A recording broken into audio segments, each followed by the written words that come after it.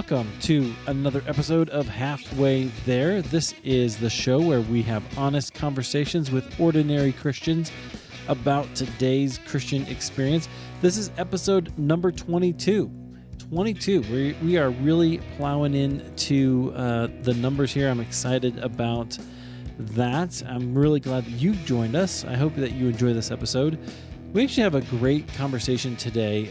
I met this lady kind of randomly. I won't share the story because I share it when she and I are talking, but I actually don't believe in random events. I don't believe in luck. I don't believe in coincidence. I believe in the providence of God, and so I believe that the Lord brought us together, and for this purpose, or maybe for some other purpose, I don't know, but it was really fun to get to know her, and I can't wait to share this story with you. So my conversation is with a woman who shared how she learned to see God in her story. I think that's really fascinating, and it's so important to go back and maybe you have some painful moments, maybe you have some exciting moments, maybe you have some moments when God seemed silent at the time, and if you go back through and look and ask the Lord where He is, where He was in those circumstances, you might be surprised. You might get a different answer than maybe you've thought in the past. And she does that. While she was a believer, it took a really special community to accept her, faults and all, to help her understand that God could accept her as well. She began to believe that God could use her too, which led her in the direction of missions, story, and words. This is a conversation I've called God is in Your Story, a conversation with Amy Patton.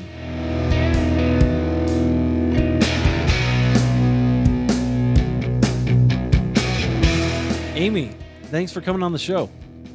Great. Hi. Nice to be here. Thank you, Eric. I'm glad to have you. You and I met back in Atlanta, and it's been a little while, actually. It's been like a year and a half almost. That's hard to believe.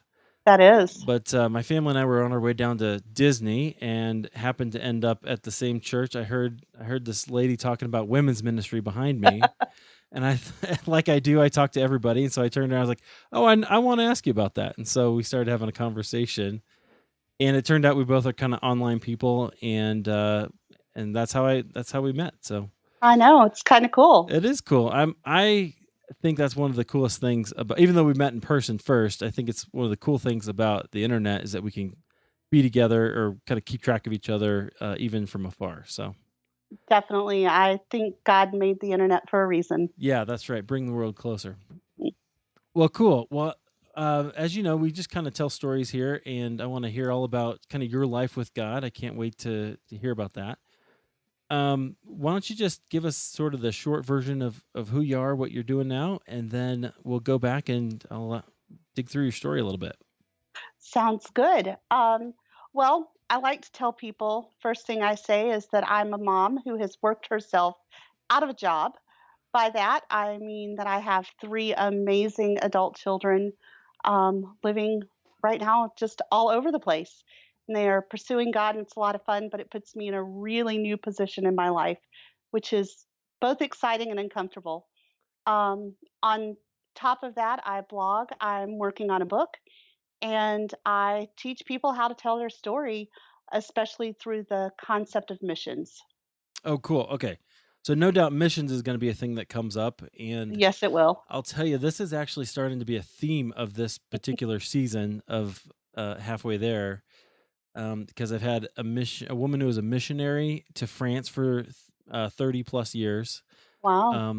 a gentleman who's been planting churches in Quebec he did that for 12 years, and then Your Heart for Mission. So there must be something that God wants to say, or somebody God wants to inspire through that.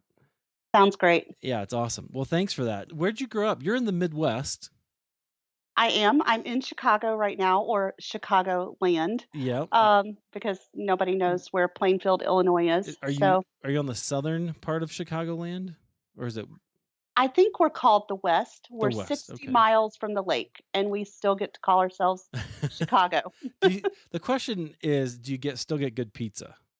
Oh my goodness, good pizza and great snow. I love it. I Oh, actually grew up in, south of Atlanta in Griffin, Georgia, gotcha. and so I'm still one of those people who opens the window, turns on the fire, gets the hot chocolate, and watches it snow. I love it. Nice.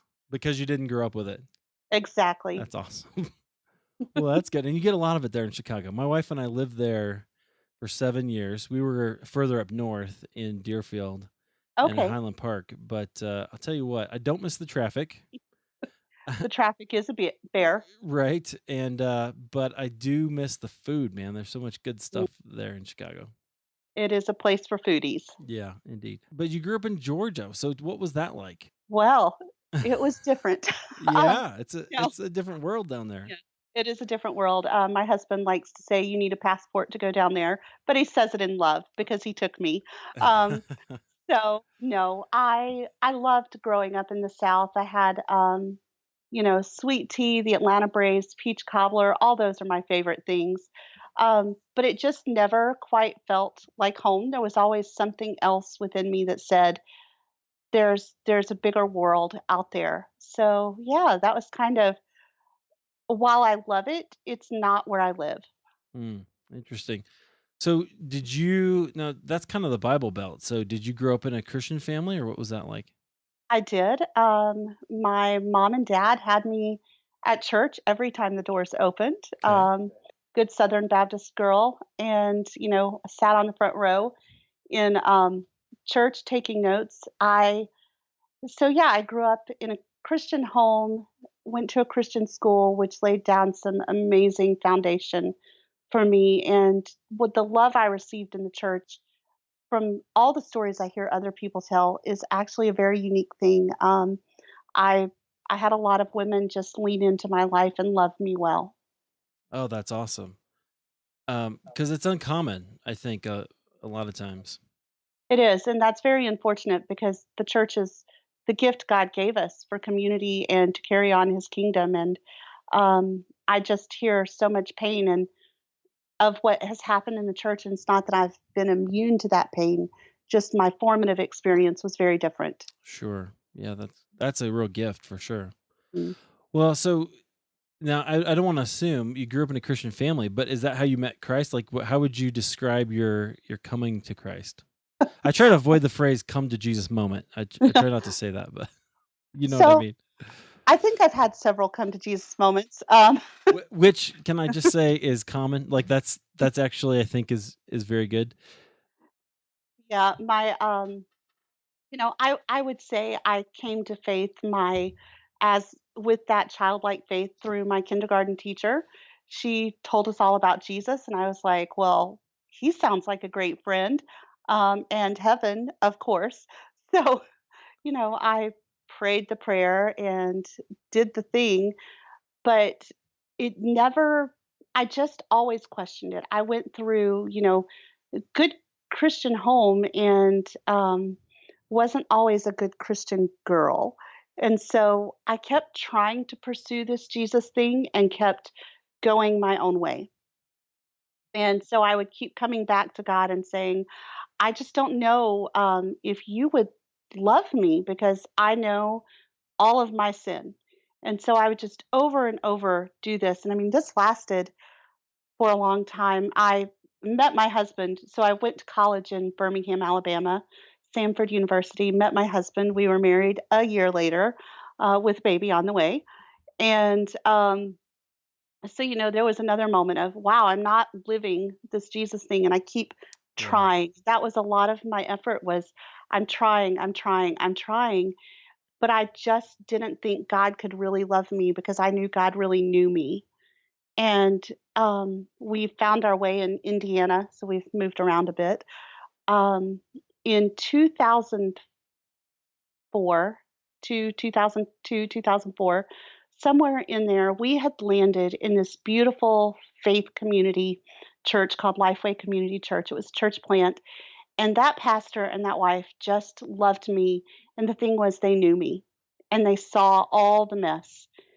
And I that caused me to say, wow, if they know me and love me, then it must be possible that God, this God that they love so much, knows me and loves me. And so that really led me on a trajectory to where I finally, at a funeral, no less, Hmm. said, said, Jesus, this has nothing to do with heaven anymore. This has to do with me wanting to know you. And in that moment, everything changed. And all that ability and work and trying to be good enough for Jesus to love me just fell away. And suddenly I was able to begin really walking out what it looked like to do what I call the Jesus thing. So, Wow. yeah. How interesting that your old life died at the funeral, It did. right? And I mean, I have an issue with funerals. I don't like them. Well, I don't know if anybody No, likes them. yeah, and it's kind of comical because we were hosting a kind of an outdoor Bible club for a neighborhood, and I happened to be the only person without any responsibility the day of this funeral for a man I did not know. And the church was taking food to his family, and they said, Amy, we need you to drive the food out. And I was like, oh, no, please, no, not me and a funeral and food. Um, so I drove out to a funeral of someone I had no idea and took food. And that was Wow. the only reason I was there. So would you say, let me ask you this as a question. Would you say that you had known of Jesus before and knew him personally then, or how would you put that?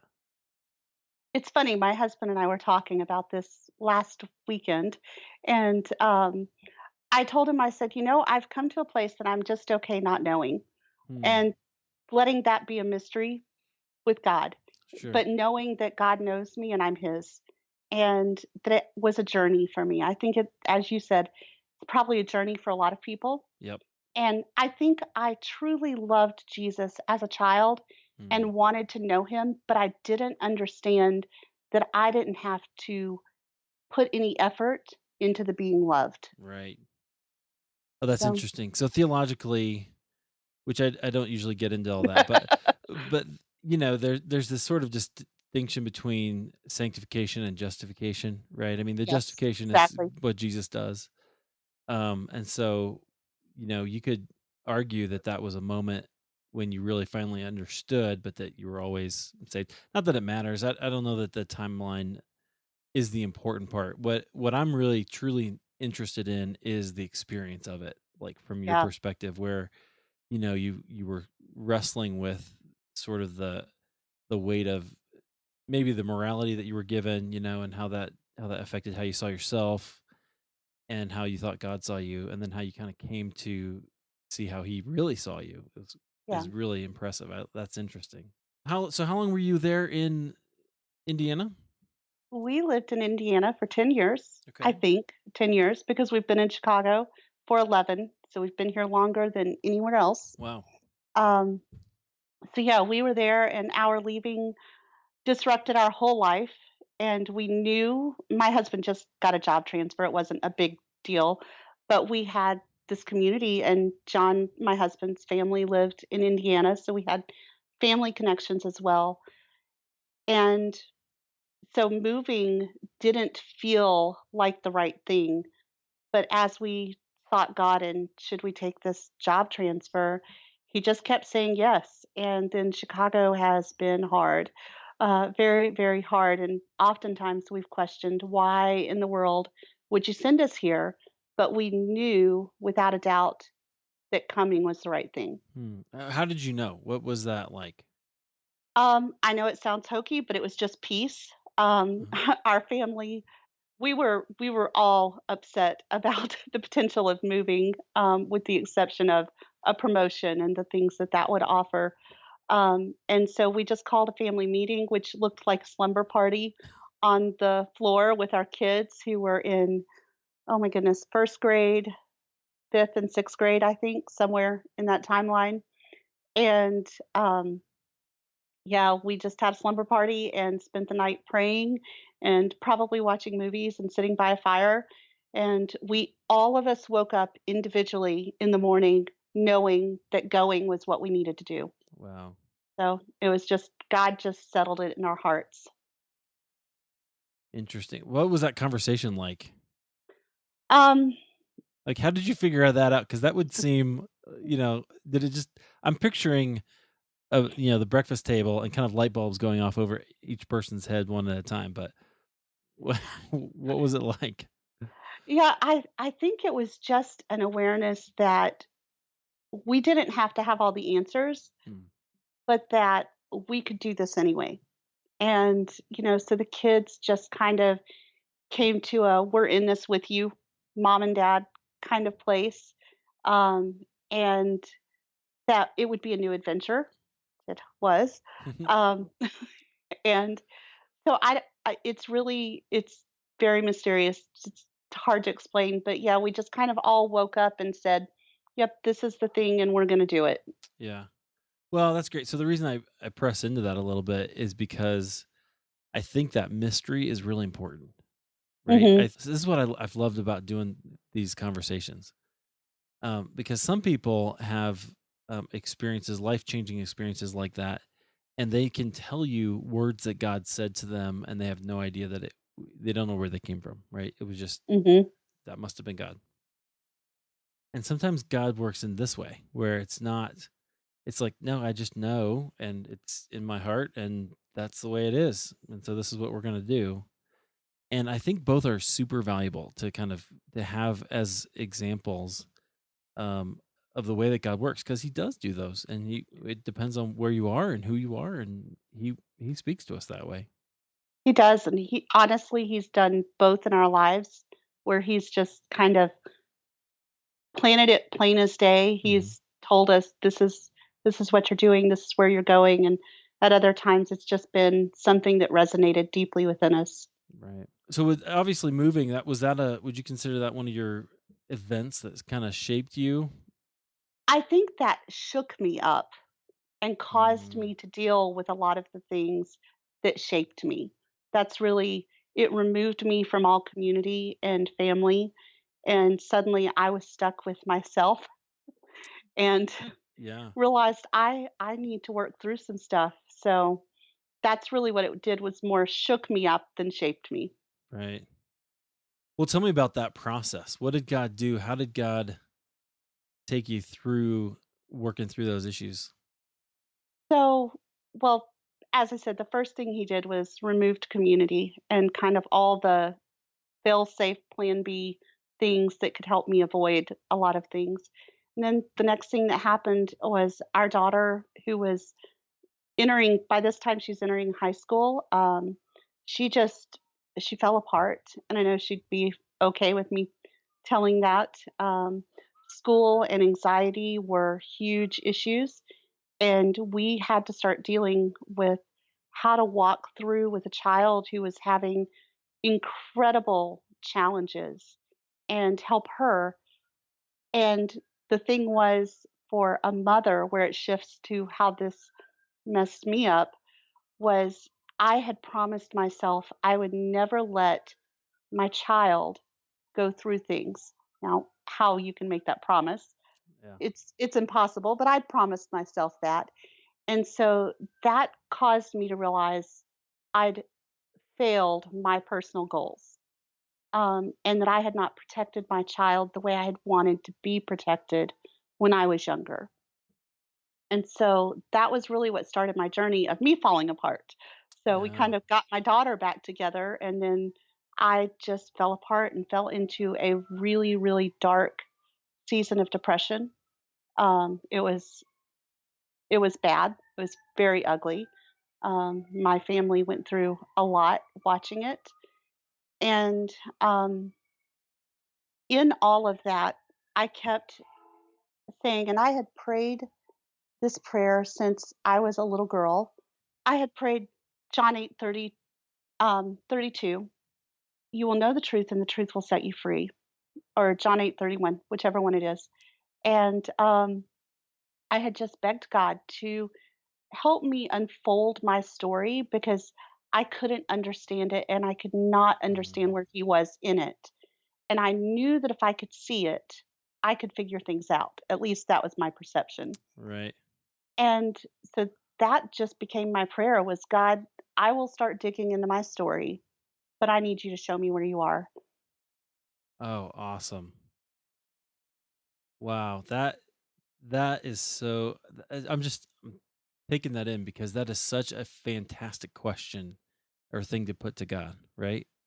It is, and it changed everything. I know I sat in a counselor's office, and there were key moments in my story, that had to do with a lot of different hurts as a child, Sure. to things that I dealt with as, just an example that's very tangible to share. John and I, between our second and third child, we lost twins.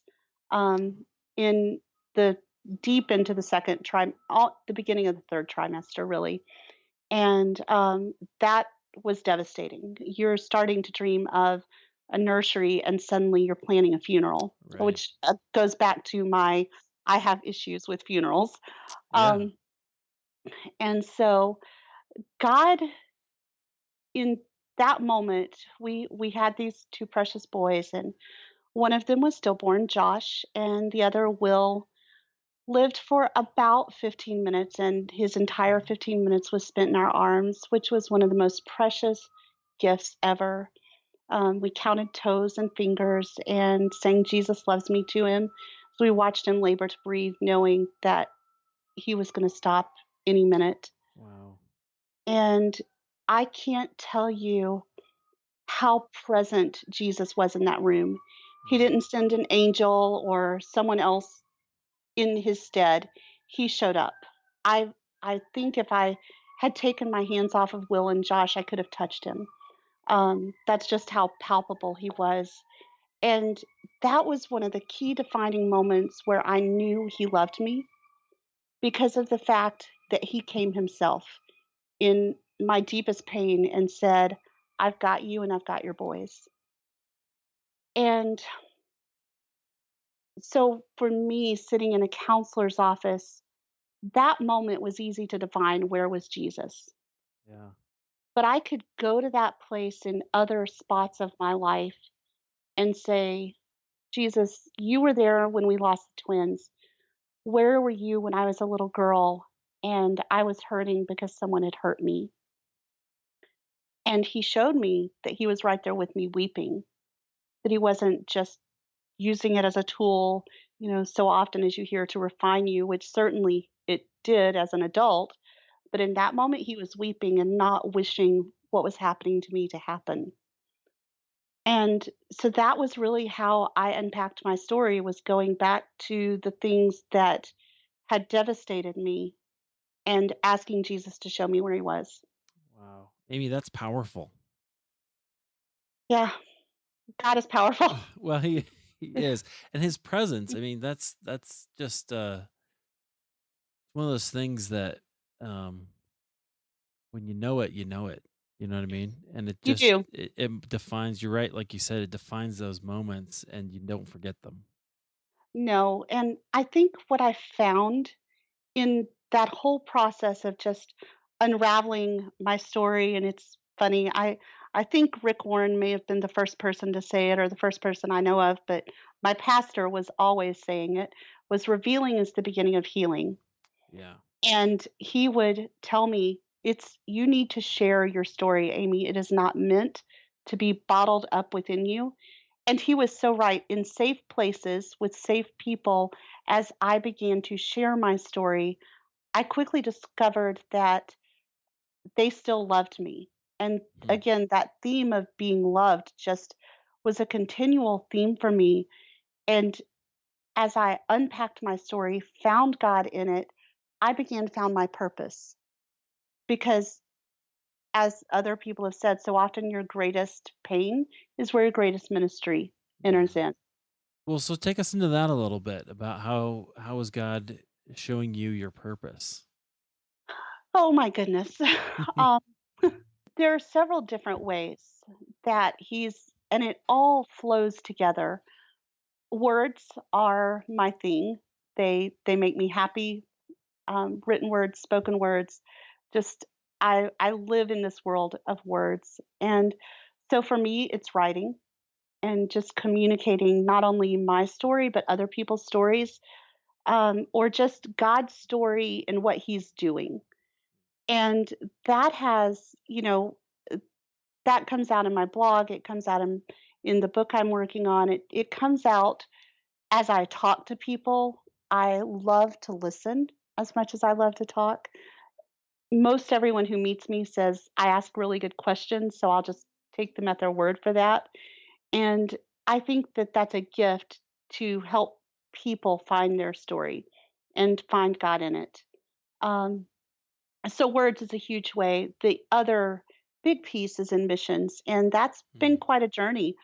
When I met my husband, he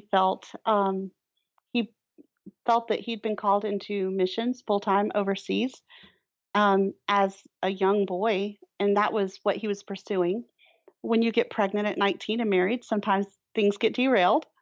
And so he set that down for a long time. And over the past 10 years here in Chicago, we have had the opportunity to re engage with that dream and that calling. And it's looked like going on short term mission trips and then leading short term mission trips. And now it's looking like talking to people and actually moving overseas. And mm, it all weaves together though, because for me, it's the opportunity to go and help people in a different place who may not have the opportunities we have in America, where story is a buzzword and everyone's sharing, to help them slowly and carefully unpack their story and for them to begin to see where's God at work here in this place and help them just to find healing and freedom in that. That was a long answer. no, it was a great answer. I love it. I love it. I have so many questions. I gotta just pick one here, but yeah, it's interesting what you say about story being a buzzword. I think that's right. I mean, it's a whole different world when it's kind of a luxury, I guess, to focus on story, right? It's a different It world when is. you're far more focused on what you're going to eat next, or how to kind of establish your family, things like that. So I get that. Well, that's fascinating. So where have you gone on your trips? What do you have any stories on about that have really been particularly affirming or confirming of the call? Definitely. It's funny, I didn't even own a passport until 2012. So, this has all just happened in the past few years. The first trip I went on was to Thailand and worked with an organization that's helping to rescue women from the sex trade industry. For me, that was very powerful because these are women who were trapped in a situation where they were used and abused, and the message of "you're not lovable" Mm, just sat on top of them. So to go and give love in a place that was so dark was incredibly powerful for me. And it that really God used that to seal my healing and to show me that I had worked past and beyond my hurts, because I so often think, "Well, hurting people hurt people." mhm. And for me to be able to actually go into a dark situation and give love as opposed to go back to my hurt just confirmed for me how far I'd come. And not that I still don't have things that I get to work on, Sure. but it just it was a gift from God to show me where he'd taken me. So that was my first trip. We have been to Rwanda a couple of times and have the privilege of working with an organization called African New Life Ministries, and has sponsor a little girl who's in middle school there. And that has been really cool to work with. And this is going to sound a little odd um, to call that cool, um, where I'm going with this. But, that country experienced the genocide. And Right. everyone who lives in that country now has either was a part of the genocide, or they are a child of someone who was in there when the genocide happened. N- No one is without that. And so it is a country that carries deep hurt, and yet they have not only practiced forgiveness, but they have practiced reconciliation. And so that was another great piece for me to realize I can't just live in a spot of forgiveness. I have to actually work to reconcile relationships. And that was exactly why Christ came for me. He came for way more than forgiveness. He came for relationship. And to see a country that had gone through something that devastating gave me hope. And so that helped me realize that my care for people really, really would involve working with the most vulnerable people and people who had been through extreme hurt, which leads to Greece. I spent last January in Greece working with refugee ministry and discovered that God is doing so much in that He is dispersing people and He is calling them to Him in the process. Mm. And He is using the dispersal to help spread the gospel. And He is just putting people out of a place where they would never hear it into a place where they can. And it's really, really cool. There's a lot of fear and there's a lot of politics about the refugees, and I get all of that. Yeah. But there's still something that we miss if we won't do our part. Yeah, that's really fascinating. So you're talking about Syrian refugees from the war Well, there or from in the Middle East? yeah, so I actually thought I was going to work with Syrian refugees. I was on the island of Lesbos. Most people have seen the picture of the little boy who drowned.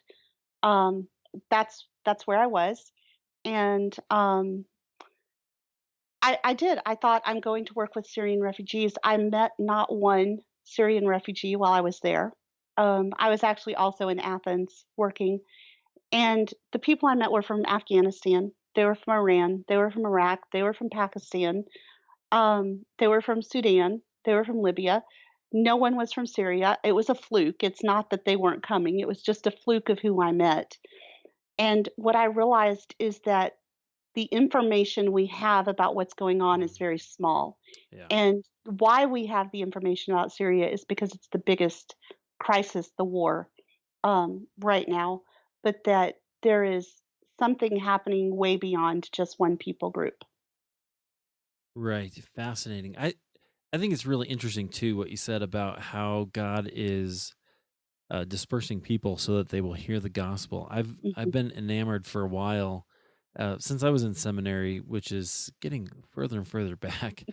But the I would hear stories about people in Muslim places who are having dreams of Jesus, and I think that's still happening. But fascinating, like that Jesus is reaching out to these people. I mean, not really if you read the Bible, right? It's not Exactly. surprising necessarily, but it's just a great reminder to go, oh yeah, God is actually on the move and that hasn't stopped. And in fact, some of the ways that we read about in scripture, he still does, which I think is really profound and important to know.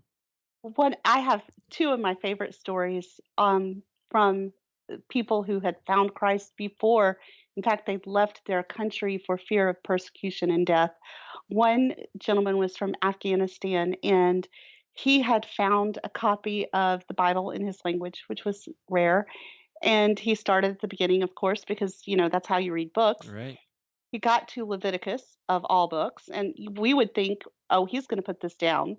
He read, and he walked away saying, "That God cares about the intimate details down to the minutia about these people. My God doesn't care anything about me. I wanna know more about him."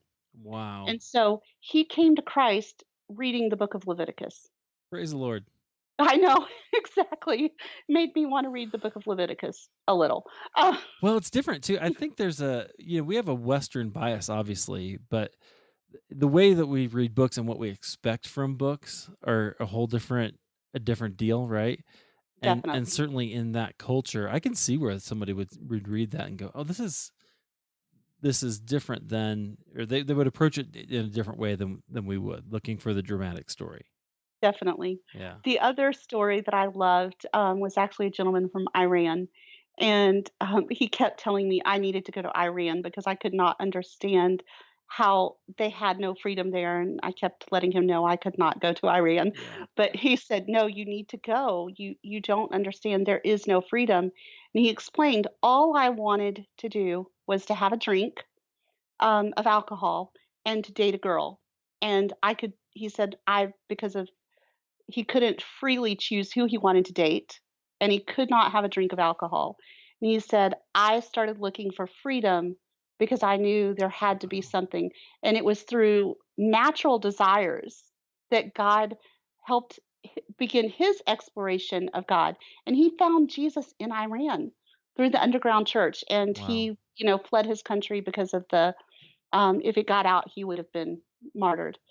So, God is doing something, and as you said, it is not necessarily the way we would expect it to be happening. Right. But he is on the move. He And is definitely on the move. that is a beautiful thing. And I think that's so that encourages me. Like I'm getting kind of goosebumps right now. I'm kind of excited about that because it's just we don't I don't always see it. I don't, driving kids around back and forth to and from school, but it's it is good, and that's one of the reasons I like to have these conversations. It reminds me about who he is. Definitely, and I don't think I would have seen those things, had it not been for my daughter.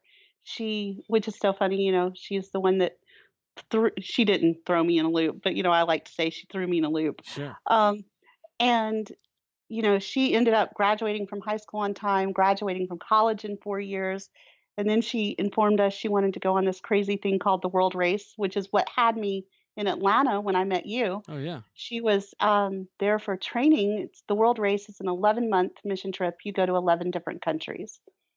And I had to really think through the issue of safety and Yeah. control and realize I can't control her safety. I can't drive her to Chick-fil-A and assume that everything's gonna be okay. And so I had to be okay with releasing her to get on an airplane and fly to South Africa, and then around the world after that. And her courage gave me the courage to go to Greece. Awesome. Mm. Wow. So that's so okay. First of all, I'm convinced that God gives us children to show us exactly how little control we have in the world, Oh my goodness, does he? Yes. right? And I wish I'd have realized that before we had so many of them, because now I have no control. Well, I Not think he really. does that for a reason. I He know. does. He does. No, I love all my children, but I just keep going. I have no control here. Anyway, but I think that is absolutely the message that um that's one of the reasons of parenthood. Like parenthood reminds you that hey, this is you know not necessarily about you. Definitely. Um, yeah, interesting. And so first of all, that's great, I guess, that, your daughter, it sounds like she really went through a hard time and that kind of took you into some of your things, but Mhm. that God used it to kind of bring you both into a place of service. Definitely. Yeah, so cool. So I know you're writing a book and I want to hear a little bit more about that in just a minute, but what are you reading? What kind of books have really impacted you? Alright, so I knew this might be a topic of conversation, and because I could talk about books all day, my husband thinks I would just set up a tent and live in Barnes& and Noble. Um, They don't like I that. made They don't like it. I tried it. No, they don't. Oh, that's a shame. They should think about it. People would pay money. Uh, Maybe. Business idea. I don't know. definitely. So I made a list. God speaks to me a lot of times, and I don't just read books. I don't mean to take that as to some super spiritual thing. God just uses books for me, and a lot of times it's fiction. And I think a lot of books that get talked about are the nonfiction books because they're so Mm, meaty and challenging. So I thought about, what books have really impacted my life, and four fiction books came to mind just immediately. The first one is The Winter Garden by Kristen Hanna. It's a story of family reconciliation and a mother unpacking her story that she'd never told her children. And it's so powerful. It's amazing. And then Sue Monk Kids, The Invention of Wings. It's a story that is based on true characters, true historical characters. Um, and it's about these two women.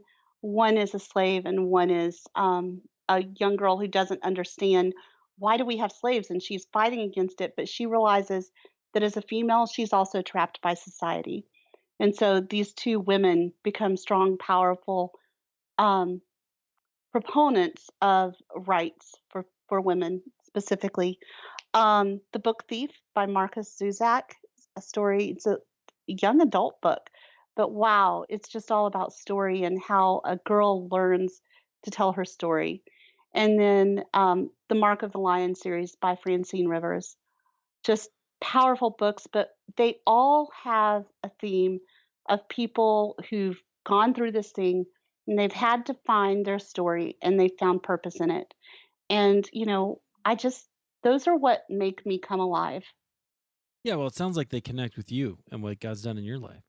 Definitely. And, I think it's a fun thing to not always, I don't know, I love all books. I could just, as I said, I could talk about them all day.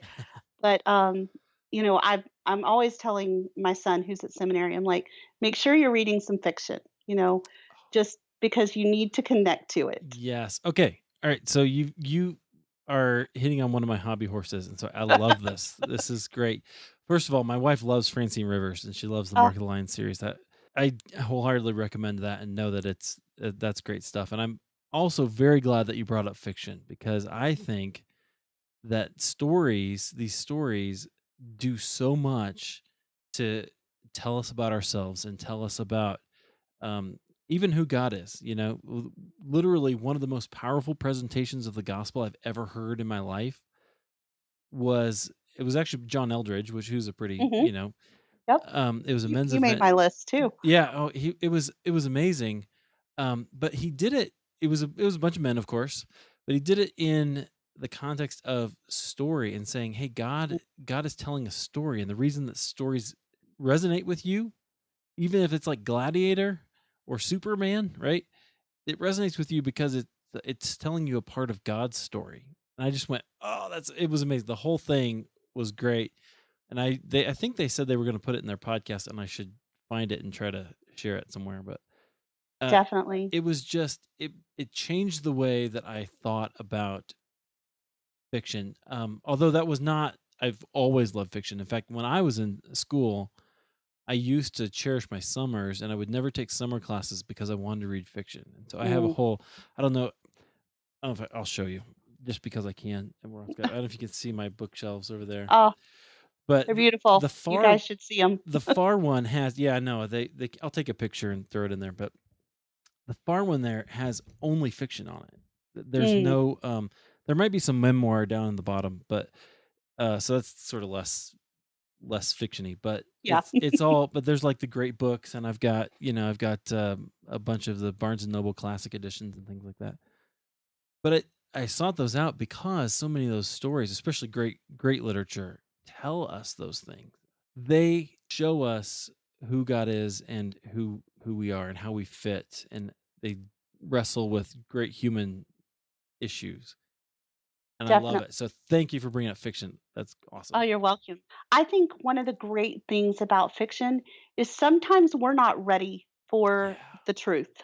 Yes. And we can remove ourselves and kind of go to that place that the author has created and wrestle with an idea and then later on realize, "Oh, this is my life too in some way." It doesn't matter if it's The Lord of the Rings or some other, chick lit story. Um, we all of those themes are universal and they come back and hit home. So I think it's a way that God introduces truth to us in Mm. a way that we can receive when we're not ready. Right. Well, it causes us to suspend disbelief, right? And Definitely. so you're kind of getting into the story, and the next thing you know, you've learned something, Mhm. or had this epiphany. That's amazing. That's so cool. I love that. So those were the books. I mean, I've got a whole list of other books: Boundaries, Daring Greatly, Walking the Dead by or Waking the Dead, not Yeah. Walking the Dead. No, you don't Waking the want to Dead walk by the dead. John Eldridge. No, They're always pulling on the definitely. leash. They are. And they might bite you. Um, and then, 2 books that absolutely upended how I just made me reevaluate my faith and how God works in the world and wants me to engage with the world were Radical by David Platt and The Mm, Seven Experiment by Jen Hatmaker. Those books just messed me up good. wow. Great. Well, I'll put links to those in the show notes so that everybody can get them. They can click on it, takes them right to Amazon, and they can get those books, Sounds great. whatever interests them. Cool. Well, tell us a little bit about your book. What are you writing? I've been following your blog, and in fact, you had a blog post here recently, which by the time this comes out will be a few weeks ago. But you've had one about the Syrian or about the refugee Yes. crisis. So that was definitely interesting. But what are you writing? How does that? So I'm surprised here writing something that's fiction. Yeah, Uh, good. and it's actually about the refugee crisis, a story of a young girl and her family and the journey they take to get to I don't want to spoil the end, Okay. and how that intersects with someone who has helped them along the way. So, yeah, I'm really excited about kind of seeing how that story unpacks and unfolds. Nice. That's great. So you're drawn, it sounds like, from your own experience, and you're using sort of the fiction genre that has impacted you. Yes. Awesome. Very cool. I've actually also written, it's very ugly rough draft, because that's how they all start, Yep. of my story. And someday it'll be it'll come time to, you know, refine that and package it and release it. But that's just not, there are so many stories to tell Yeah. in in the world that this is the one that just I know I need to start with. Great. Wow, that's awesome. Well, okay, so tell us when you're getting there and when you Okay, get it going and when you finish and it's coming out because I will link up to it sounds good. and I'll that'll do be that. great. And in the meantime, I will definitely link to your blog on here and so people can check it out and get to know you. Great. I would love that. And I mean, I love to hear people's stories. So I invite anyone to just, contact me and just kind of do this thing together because I think that's what it's all about is we're not meant to do this alone. Yeah, that's right. Um, so your blog is amyepatton.com, Correct. right? Okay. Hmm. So that's it, amyepatton.com. I will definitely link that up. Sounds great. Cool. Thank you. Anything else you wanted to add? I just think I would say thank you, of course, to you for listening to my story and just letting me share it because it's an honor to me to get to do that. But I would encourage people to do the same thing. Find a neighbor, a relative, um, tell their kids their story. We have to edit them appropriately for our audience, of course, but that's okay. And I just think it's a worthwhile journey to take and just do it. Amen. I couldn't have said it better. Great. Well, thanks. Thank you. I really, really appreciate it, Eric.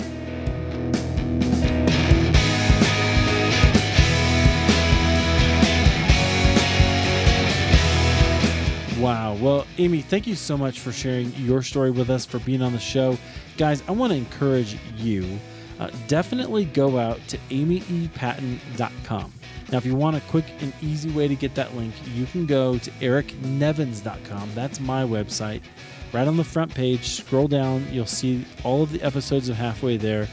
You can click the link that says the title of the show and with the conversation with Amy Patton. Click it, and there's a link to everything that you heard here. All the books that Amy mentioned, and a link to Amy's blog. And I would love it if you would just do me a favor, go to Amy's blog, sign up for her mailing list. I get her blog posts every single time they come out, and I think you should too. And especially you want to check out that post that she wrote called 7 Important Facts About the Refugee Crisis and Why It Should Matter to You. That's a great post and definitely a different perspective. Let me know if it changes your perspective, if she changes how you think about the refugee crisis. Let me know. Hit me up on Twitter at Eric D. Nevins Jr., or you can always go to the Facebook page, facebook.com/Halfway There Podcast Community. Guys, thank you so much for listening today. I hope that you're encouraged by this story. Until next time, keep the faith.